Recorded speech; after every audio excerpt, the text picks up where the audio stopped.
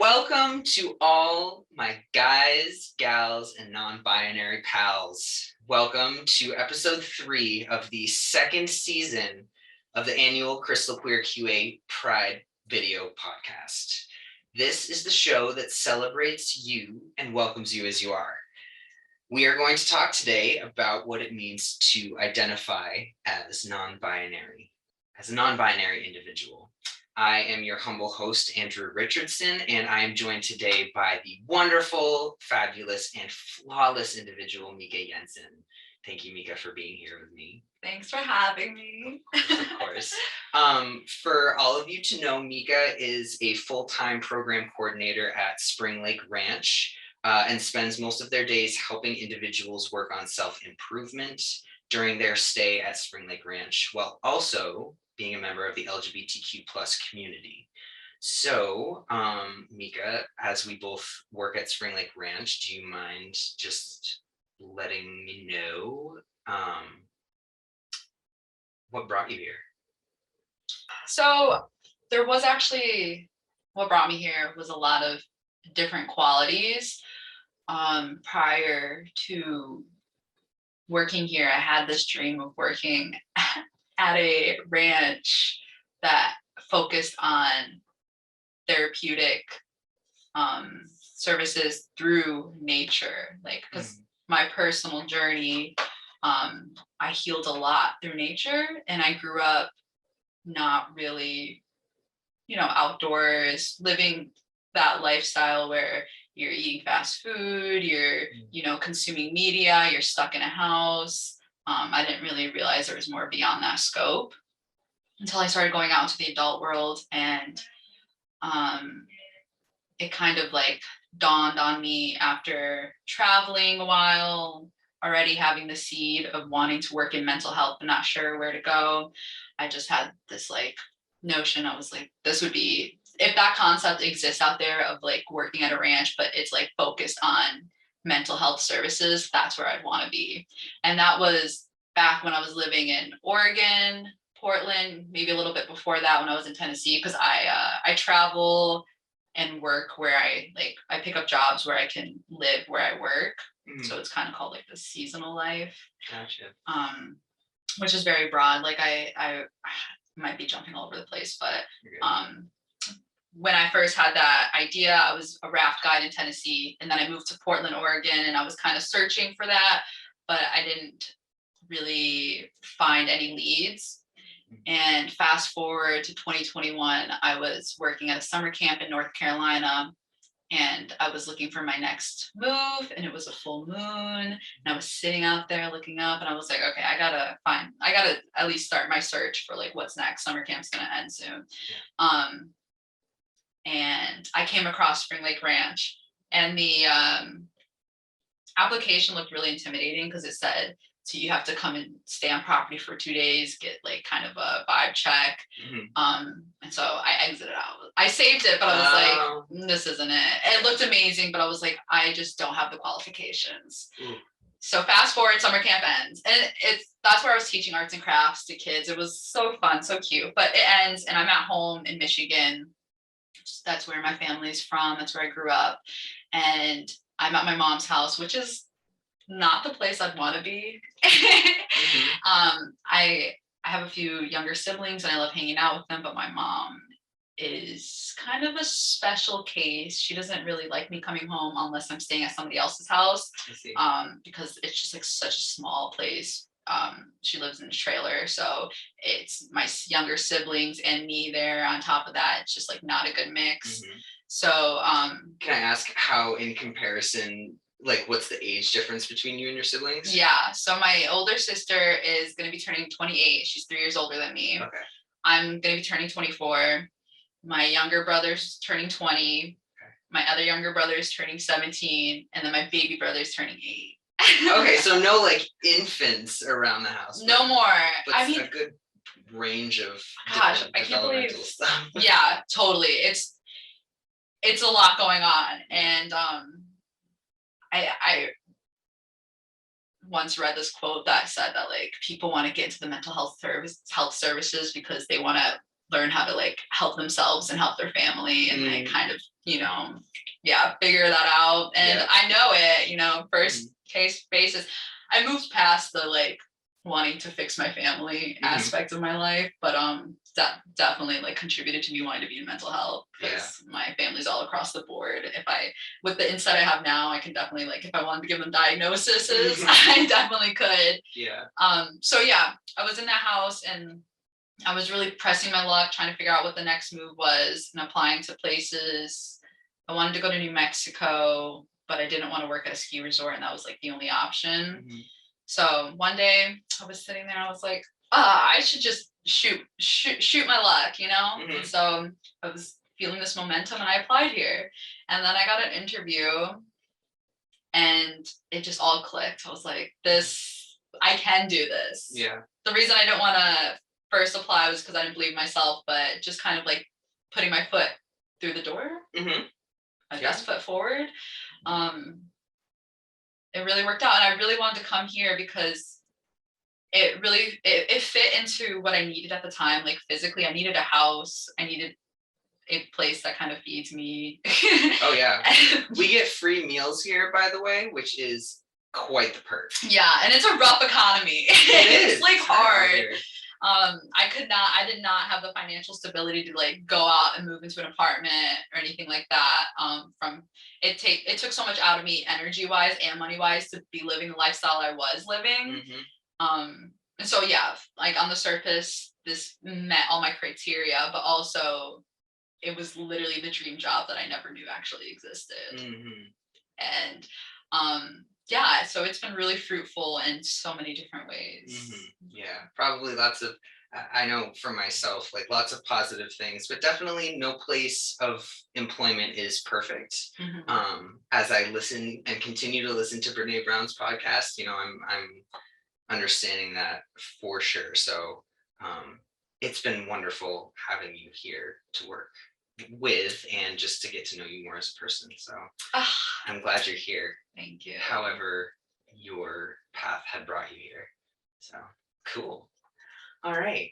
So before we dive into this stuff, I want to sort of set the stage a little bit and give y'all who are listening and watching at home a framework to springboard off to the rest of this episode, which is a literature definition of what it means to be non-binary. So I'm going to read from my script here. Doing a bad thing, but it's okay. This definition comes from the transequality website.org and will be listed in the description of the YouTube video that's below. So I'm just going to go ahead and read it. As defined by the National Center of Transgender Equality, to be non-binary means most people, including most transgender people, we'll go into that a little bit later, difference between non-binary and transgender, are either male or female. But some people don't neatly fit into the categories of man or woman or male or female. For example, some people have a gender that blends elements of being a man or a woman, or a gender that is different from either male or female. Some people don't identify with any gender. Some people's gender changes over time. People whose gender is not male or female use many different terms to describe themselves, with non-binary being one of the most common.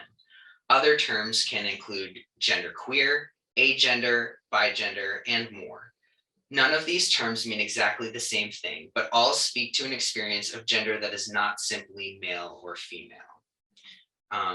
Our first episode that we did was terms and definitions, and I think, if I can remember back all the way last year, that we spent some time talking just in general about some definitions. So if you want to refer back to that video at all, feel free to do that, and I can link it at the end of this video. So now that we've gotten that definition out of the way, this definition definitely is general, and as we talked about before we started, each person identifies differently within the non-binary definition. So would you feel comfortable maybe talking about how you define your identity as a non-binary person? Yeah, definitely. So I mean, along with the terms included genderqueer, agender, bigender, there's also gender non-conforming, which all of these are kind of like tough pills to swallow, because to me, being non-binary is just existing without labels. Unfortunately, our brain has to compartmentalize, and so non-binary is a label, gender non-conforming is a label, genderqueer is a label, and I like them all. But I just kind of like feel more so as a soul existing, and then with all these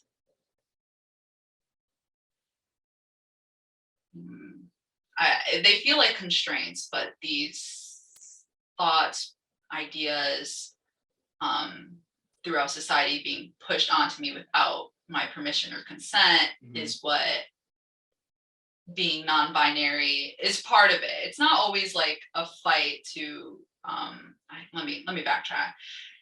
I am trying to push out of the scope of gender norms, because that's where I exist outside of the scope, and it can feel like it's a constant state of fighting for a cause. But there's so many lanes to look at it, and being non-binary, part of existing as non-binary is that, but it's also like I just don't feel like the language we have fits me. Being a girl comes with a bunch of preconceived notions, and it just doesn't fit me. And kind of going back to the aspect of just feeling like a soul, I feel like a genderless soul. And I have this body, and this body has parts, but that doesn't make me me. There's so much more to it. And it's a spiritual journey. In my heart, it feels spiritual. So non-binary is definitely a spectrum, and I almost feel like my existence is on the side of that spectrum. It's like not anywhere, it's just like floating through space and time. And so if that makes any sense. I'm going to try to summarize it a little bit. So if you were to ask like the miracle question, in a perfect world, if you wake up the next day and everything is as you wish it would be, you just wouldn't have to label it. Like there wouldn't be labels there for what we know as gender. Yes, specifically. And I know that, I mean, even in my journey, having that label of non-binary has helped me so much. But in a perfect world, that just wouldn't be an aspect. People would be people. We wouldn't have this binary of what people are supposed to fit into. It would just, everybody would be free to exist how they wish. And not even how they wish. It was just like, in a perfect world, they're living the life that fits most authentically for them. And labels only help so much, and then they box you in. You hit the top and you can't move up anymore. Which is kind of like where I'm at that point, with even people who misgender is a kind of a big word, because it puts a lot of blame on people, and I don't feel like it's anybody to blame. It's just how we function as a society. And so there's like normal people, you can't really blame them for not understanding or just not being in that world of like, it's just not on their radar. So yes, misgendering for me has been hard, just because of the word she and they, and the aspect of me having to move past it. It's like more of an internal conflict than it is external. And this is only on my own experience. For sure. Misgendering, it definitely has taken a toll on me, but that word also is like so much, it has so much fuel behind it, and I don't want to exist in a world where I keep blaming, not an exist in a world, but I don't want to live my life where I'm blaming other people.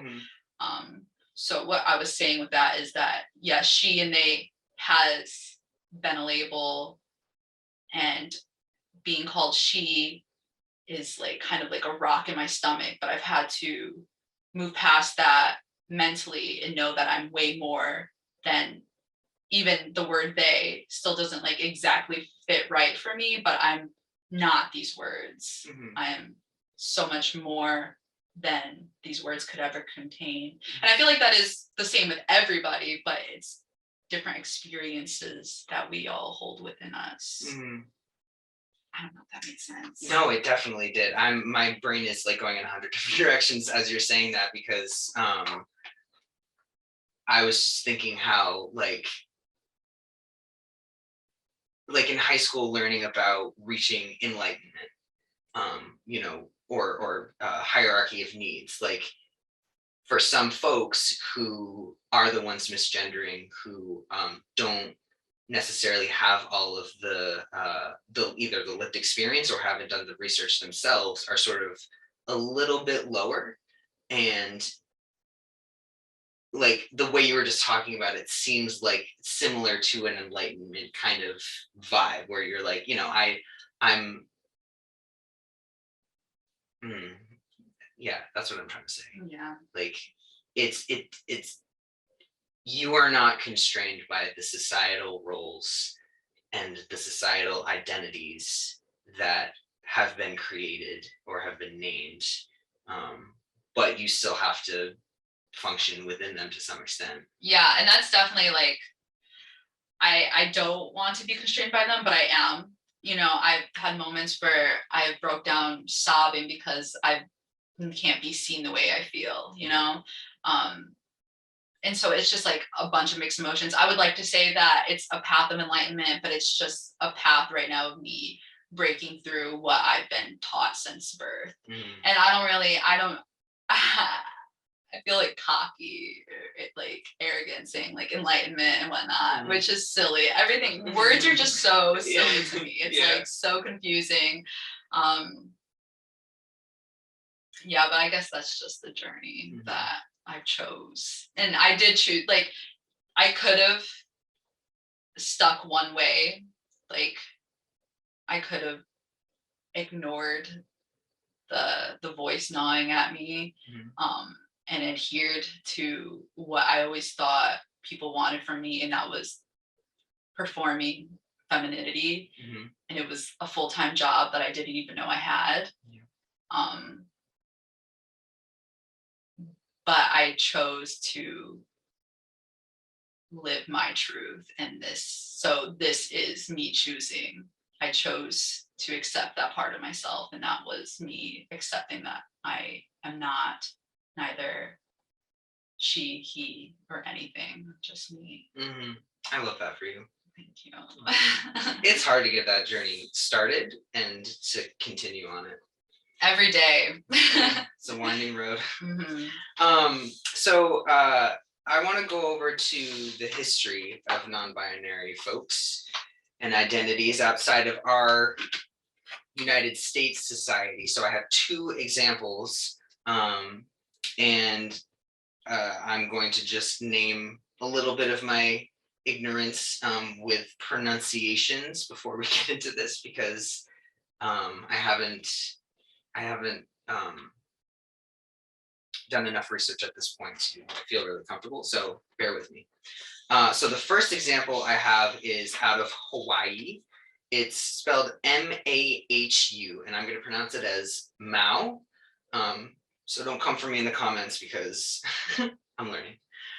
So long before Cook's arrival in Hawaii, a multiple gender tradition existed among the Kanaka Maoli indigenous society. The Mao could be biological males or females inhabiting a gender role somewhere between or encompassing both the masculine and feminine. Their social role is sacred as educators and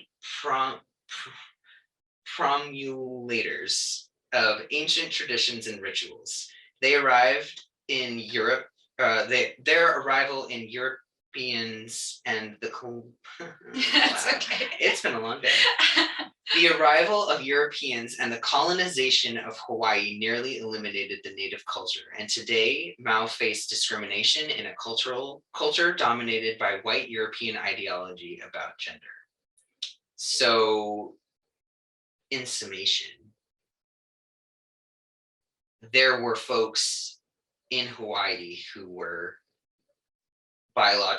could be biological male and female, or female, but inhabited gender roles of encompassing both masculine and feminine. And whoop, lo and behold, of course, some people came in and said, no, we don't like that. So very unfortunate, but even in a state like Hawaii, and I say a state like it's technically part of the United States now.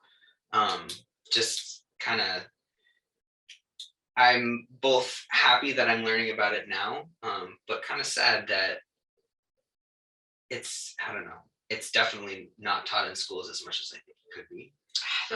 I have never learned anything in this realm when I was in high school or middle school. Yeah, me either. Do you want to read the next one? Sure. All right, guys.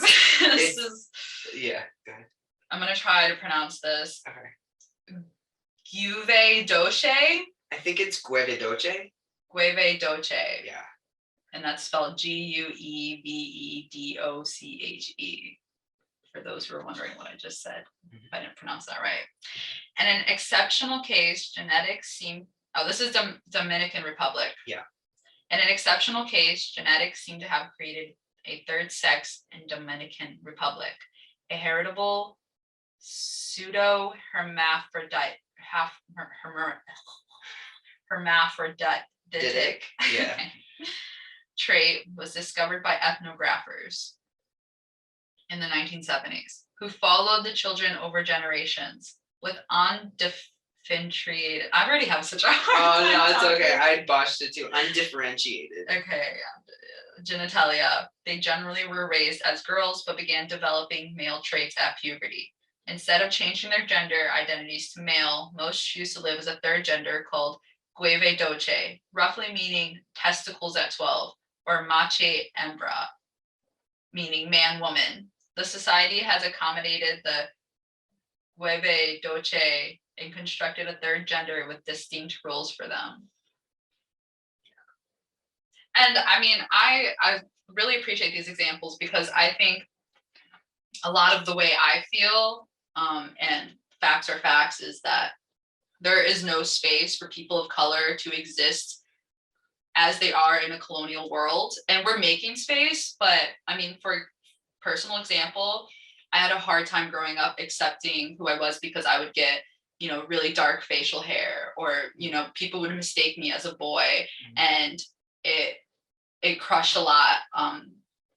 It took something from me trying to figure out that the way they perceive me and all of this mixed together. But I guess, let me backtrack. What I'm trying to say is that people of color often have features, dark hair, facial hair, even if you are female at birth, or some male at birth have very feminine features. It's not so much of the standard that you see. We come from so many different backgrounds, and people are, like my ethnicity is Asian, and that comes with so much like physical features that are just not accepted in this colonial white centric world. And I think that is what has to do so much with like, all right, you try to push me in a binary, but I'm going to come out of it because there's no space for somebody like me to exist. A person of color who has these features that you want to kind of just like, like, I don't know. I was bullied when I was younger, and for these things. And I think that I feel like that somehow wraps into this, is that like, colonialization took away a lot from everybody. It robbed us of so much. Yeah, for sure. Being, a little bit of my heritage comes from Irish descent, as well as my grandmother was from what was then Yugoslavia, but is I think it's Istanbul. Anyway, she's from the Turkey area, and so I know that my heritage, part of it is with those colonizers. And so just having this conversation right now, I'm like, whoa, we can create space for ourselves now, and start a narrative that is different from the generations of trauma and of oppression that we've been learning about and have had first and secondhand experience, with hearing those stories from either family members or friends or chosen family. And I'm glad that you like these examples, because it gives us just some more stuff to talk about. And I had gone and I had watched a YouTube video, which I don't think I have the link for, but I could try to find it to put it in this description. But there was a woman who was talking about, she had read pretty much the same excerpt. And after she finished talking, she made this like really scrunchy face. And I just got frustrated. I was like, I don't know, you're a reporter and, saying these things in a way that like the sound of her voice just like threw the whole thing off, instead of being like very, general about it and not being objective about it. Like you could tell that she had bias, that this was wrong. And I think that that's a whole other episode of news, and media and communication. But it's a very real and big way that we take in information now in the 21st century, the year of 2022. Yeah. Yeah. But there is history there of non-binary identities, and I realize now that both Hawaii and I'm pretty sure the Dominican Republic are super enmeshed with the United States. So there are other, there's a whole link to an interactive map that I have with pins all over the country where there are history of non-binary folks. So definitely, if you want to check that out, if y'all want to check that out. Yeah. Cool. And I mean, speaking of, it's kind of silly because like, I mean, religions, if we want to go into a different segue, Christianity, you may say that it has a lot of similarities from like Greek mythology, then some they take from all branches, but it's funny because like a lot of the Greek gods are androgynous. They I forgot, is it is that a proper word? Hermaphrodite. Like they're both, They would have like statues of like one side with a boob, one side flat chested, one side with curves, one side with like straight hips, because they're encompassing both. And so it's a long history of like, have existing within both of those contexts. Yeah. And so being non-binary is nothing new. Yeah, we just we have to go out and find that for ourselves, because I don't think it's going to be a while maybe before it gets really widely accepted to be taught in schools. So yeah, a little bit of history, but we also for this episode have a little bit more to share. With it being Pride Month, and there are lots of colors out and about, and lots of pride that is visible, I thought it would be good to kind of go over the flag that represents non-binary identities. So I want to talk about that flag, and more specifically, definitely the non-binary flag. So the origin of the flag in 2014, this resource said that the non-binary flag was created by an individual named Kyle Rowan. If you care to have more information on him and his background, please let me know, and I will provide that at the Social Tinkering website. But sort of going through the colors of the flag, they are yellow, white, purple, and black. So the yellow represents those whose gender falls outside of and without reference to the binary. White is a representation of people with many or all genders. Purple, while it represents royalty, which I think is really cool because we're all royal, represents those whose gender identity falls somewhere between male or female, or it's a mix. And then black is the representation of people who feel that they are without a gender. So a lot of overlapping stuff, little Venn diagram of colors. What's your favorite color? In like general? Yeah, just in general. Oh my gosh. It's like as I get older, I just grow so much more appreciative of every color. I remember being young, like hating the color orange, and now I'm just like, oh, I love orange. Yeah. So it was blue for a long while. I mean, it started off as lime green when I could figure out my favorite color, and then to blue and every shade of blue. And now it's just like every color serves so much purpose. And I don't think blue is kind of what I feel like I'm attracted to most visually, but I love all the colors. That's awesome. My favorite is orange. I was curious. I didn't know if any of these 4 colors were your favorite.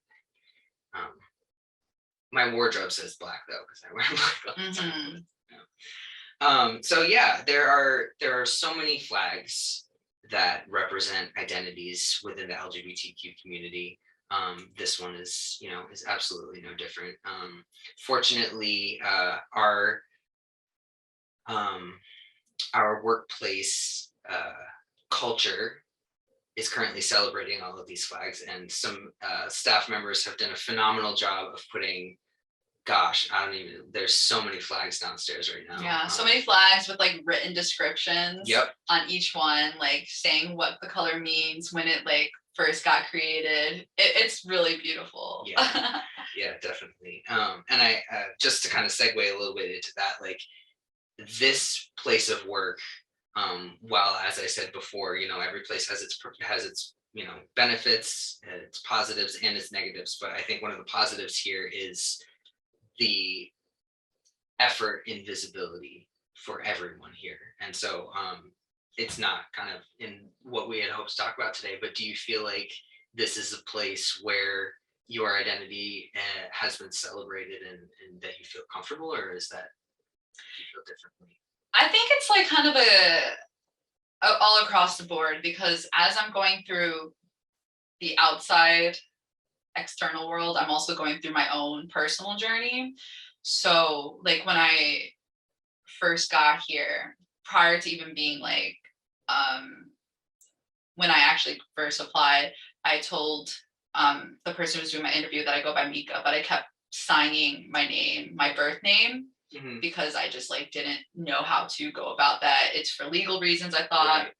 And so when I got here, everybody called me by my birth name for like the first hour, and I was like, guys, that's not me. Oh, that must have It was really embarrassing. It was like, it just like felt so strange. So I had to have a conversation with myself before even like entering the premise. I was like, I have to tell people my pronouns, and I was like, I don't want to cause a scene, I don't want to like do that, but I was like, okay, but you have to live your truth, and you're not going to be happy if you don't do it. So I had to like reintroduce myself after everybody had a different perception of me, of who they thought this person was going to be.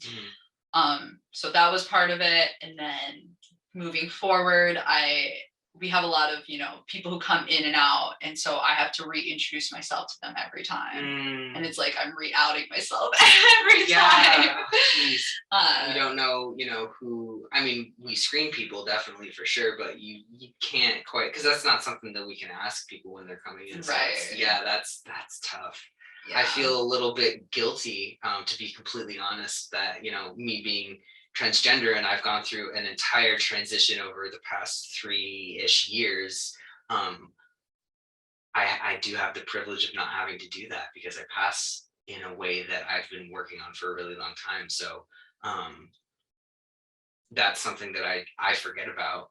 So I'm really glad you brought that up, because it must take some time and effort, and working yourself up in your head to be like, no, I'm going to do this and it's going to be fine. And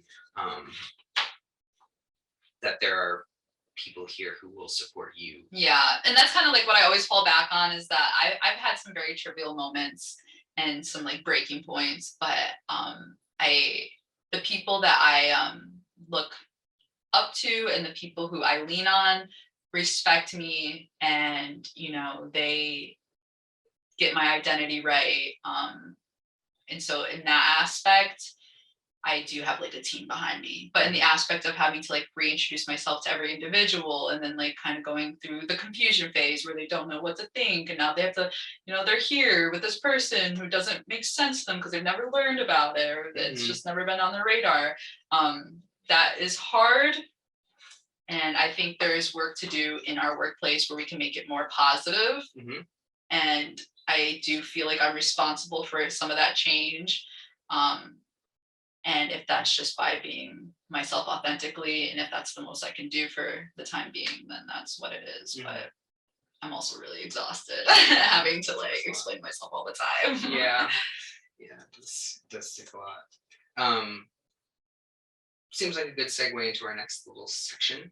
We're going to talk about some common misconceptions about non-binary folks. The first one, this is a misconception. This is not true. Transgender and non-binary people transgender and non-binary are the same thing. Tell me why that's not true.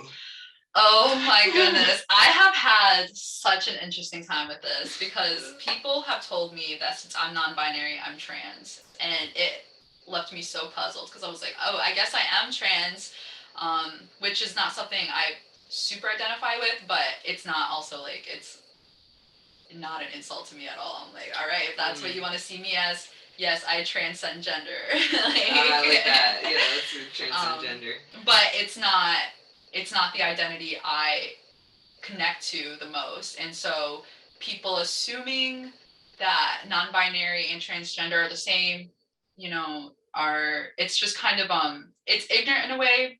And they are, people are very quick to notice a difference between, and sexuality and gender is not the same thing, but they're quick to notice a difference between gay and bisexual and straight. And so I think if we kind of put a little bit more thought into it, we could see the difference between transgender and non-binary and other gender identities. But it's just not the same. It's different experiences, and it's up for the person individually to claim what their identity is. What would you say? Oh, I as you were talking, I think that the if somebody were to say that to me, my first thought would be, so can you define for me the difference between cisgender and transgender? Because my head goes to the trying to find the words, the inconsistency in identifying with the sex that you were born with, the biological gonads that you have. So to me, I guess that's a question that's still not answered for me is, do a majority of non-binary folks not identify with the sexual label that they were given at birth? That's something that I think is worth examining more or being curious about more.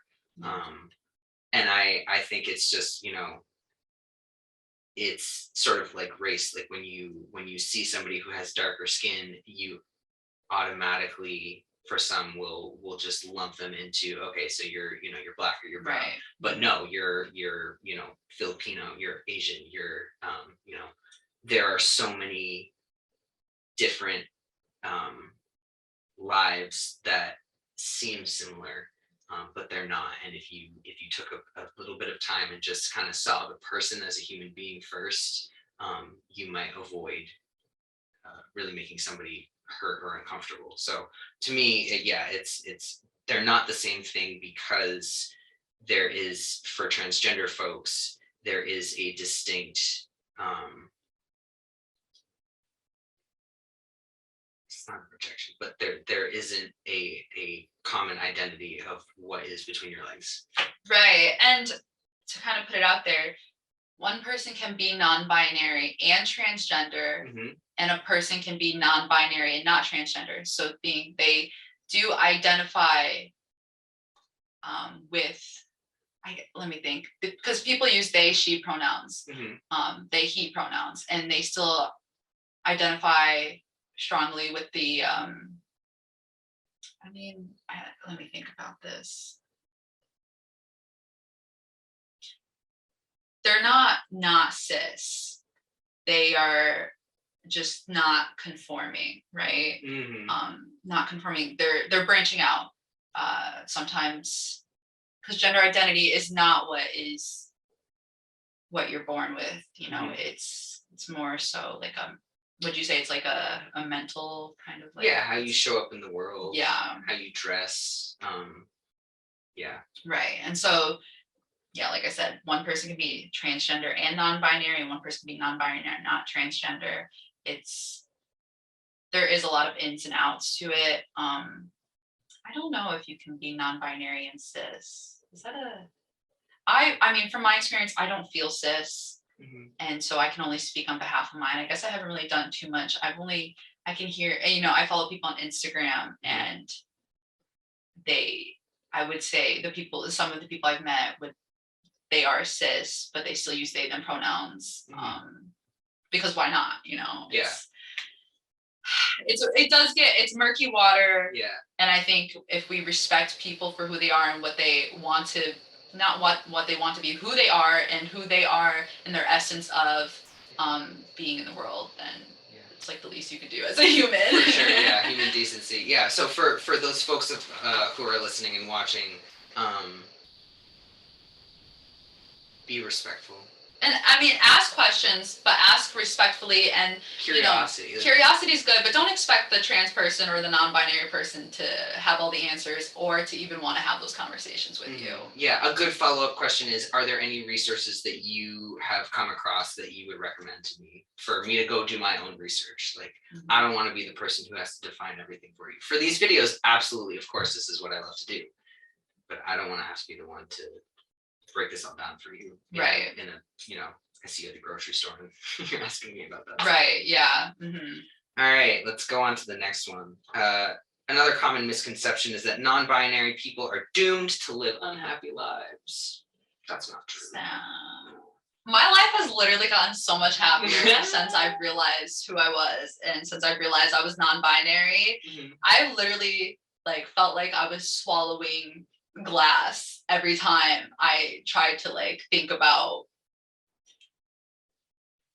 I don't even know what to call that aspect of myself.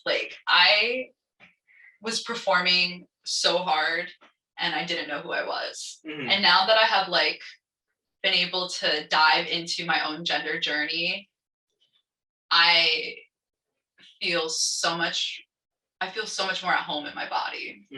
And I don't think I would be who I am today if I wasn't not accepting my non-binary self. Yeah, I think that for this particular misconception, I wonder if there was a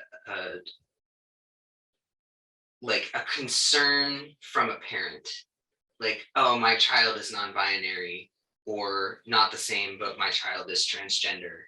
They're going to have such a hard life because they're going to have to go through all of these hardships. I wonder if that was a driving factor in this misconception. But it's turned to, oh my gosh, your life is going to be so hard because you have to have a diagnosis on your, medical charts that says gender dysphoria, and that's going to follow you for your life.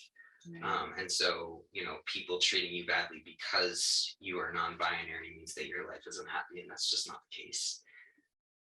Yeah. And for parents out there who do have that thought, I mean, I think that's a first step into realizing you love your child, and that's all you can really do is give them compassion, give them love and warmth.